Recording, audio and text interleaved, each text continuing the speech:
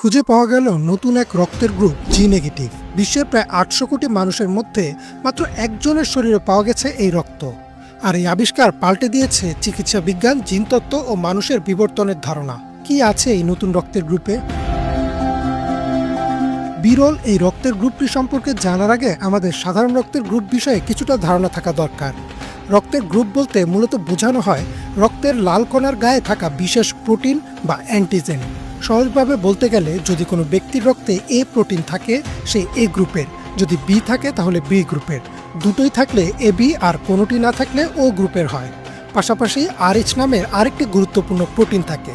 যদি আরএইচ থাকে তাহলে রক্ত পজিটিভ আর না থাকলে নেগেটিভ। ফলে এ পজিটিভ, এ নেগেটিভ, ও পজিটিভ বা ও নেগেটিভ ইত্যাদি ধরনের পরিচিত গ্রুপগুলো তৈরি হয়।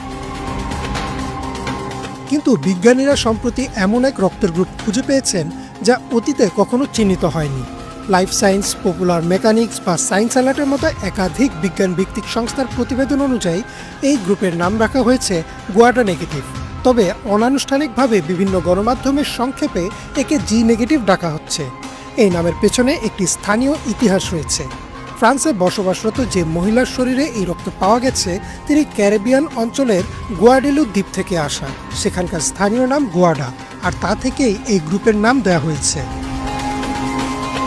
এই নারী যখন চিকিৎসার জন্য হাসপাতালে যান তখন তার রক্তের গ্রুপ পরীক্ষা করতে গিয়ে চিকিৎসকরা দেখেন তার রক্ত প্রচলিত কোনো গ্রুপের সাথে মিলে না। এমনকি যেসব বিরল উপগ্রুপ বা রেয়ার সাবটাইপস আগে শনাক্ত হয়েছে তার সাথেও মিল খুঁজে পাওয়া যায়নি। পরবর্তীতে বিশেষায়িত পরীক্ষাগারে বিশ্লেষণ করে দেখা যায় তার রক্তের কোষে আরএইচটি এবং এইচআরএস নামে দুটি অ্যান্টিজেনের একদম ভিন্ন রূপ আছে।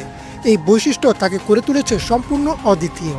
তার রক্ত কেবল তার শরীরেই কাজ করবে, বিশ্বের আর কারো সাথে মিলবে না। বিজ্ঞানীরা মনে করেন এই অদ্ভুত বৈশিষ্ট্য জন্মগত।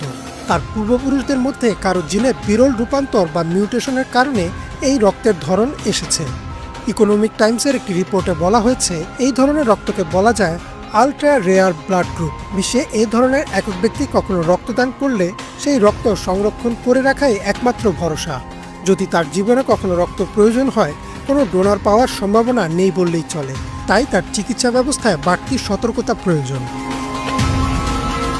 রক্তের গ্রুপ জানা থাকা কেন গুরুত্বপূর্ণ তা এই ঘটনায় প্রমাণ করে।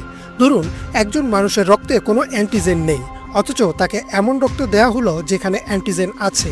তার শরীর সেই রক্তকে অজানা মনে করে হামলা শুরু করবে। এটি হেমোলাইটিক ট্রান্সফিউশন রিঅ্যাকশন নামে পরিচিত। এতে জ্বর, শ্বাসকষ্ট এমনকি মৃত্যু পর্যন্ত হতে পারে। রক্তের সঠিক ক্রস ম্যাচিং নিশ্চিত করতে হাসপাতালগুলোতে কঠোর পরীক্ষা করা হয়। তাই রক্ত সঞ্চালনকে চিকিৎসা বিজ্ঞানের সবচেয়ে সংবেদনশীল কাজ হিসেবে ধরা হয়। বিশেষজ্ঞদের মতে এই আবিষ্কার কেবল চিকিৎসা নয়, জিনতত্ত্ব ও মানুষের বিবর্তনের দিকেও নতুন আলো ফেলেছে। কারণ রক্তের অ্যান্টিজেনের এই ভিন্নতা প্রমাণ করে আমাদের জিনগত বৈচিত্র্য কত অজানা। সায়েন্স অ্যালার্ট জানিয়েছে গবেষকরা এখন এই গুয়াডা নেগেটিভ রক্তের উৎস খুঁজতে চাচ্ছেন।